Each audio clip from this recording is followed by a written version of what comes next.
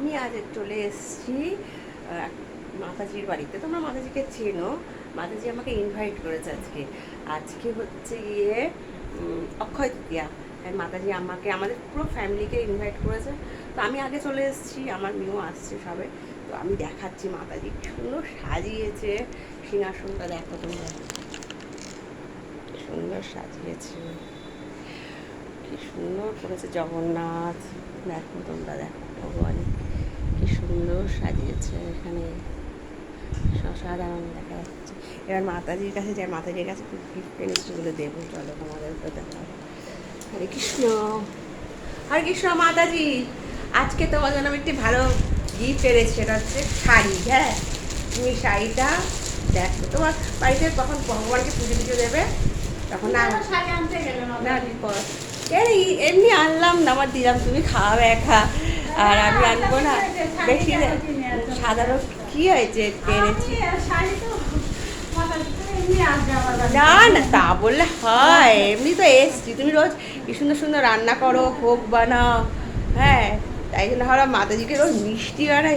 এটা কি হচ্ছে?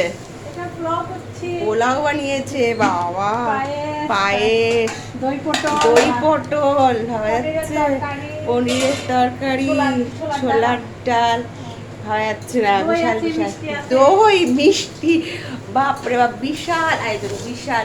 আজকে তো দীঘাতে ইয়ে মন্দির হচ্ছে না, মমতা ব্যানার্জি মন্দির করছে, ওখানে 56 ভোগ হবে, জানো?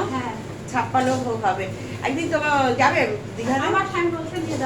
হ্যাঁ, এটা মানে আমাদের আমাদের ইয়ে থেকে গেছে, আমাদের মানে মায়াপুর থেকে গেছে, 17 জন প্রভু গেছে ওখানে। হ্যাঁ, 17 জন প্রভু গেছে ওখানে, বিশাল আয়োজন হচ্ছে। ঠিক আছে, আমরা যাবো একদিন। মাতাজির হাতে রান্না অসাধারণ, অসাধারণ, বিশাল কিছু রান্না করেছে মাতাজি। 56 ভোগ করতে হলে বিশাল অনেক কিছু, অনেক টাইম লাগে। পারবে না, হ্যাঁ হ্যাঁ হ্যাঁ, যেটুকু পারছো অনেক অনেক। তুমি যা করো বাবা, ভাবা যায় না, অনেক করো, অনেক। এই যে করেছো সেটাই বিশাল ব্যাপার, বিশাল ব্যাপার। কজন করে তো? এই যে তোমার এত লোকে রান্না টান্না করছো, আবার বাড়িতে সকালবেলা একজনকে খাইয়েছো, প্রভুকে খাইয়েছো, শঙ্কর প্রভুকে, আবার আমাদের বলেছো, ভাবা যাচ্ছে, বিশাল ব্যাপার। এই যে ভগবানকে করে দিচ্ছ, এটাই অনেক বিশাল ব্যাপার। ঠিক আছে, এবার দেখো মাতাজির মেয়েগুলো সব, মাতাজির মেয়েরা ঘুমোচ্ছে এখন। হ্যাঁ, খাওয়া দাওয়া করে ঘুমোচ্ছে। হ্যাঁ, ঠিক আছে, ঠিক আছে। হরে কৃষ্ণ, তবে রাখি আমার এই পর্যন্ত। হরে কৃষ্ণ।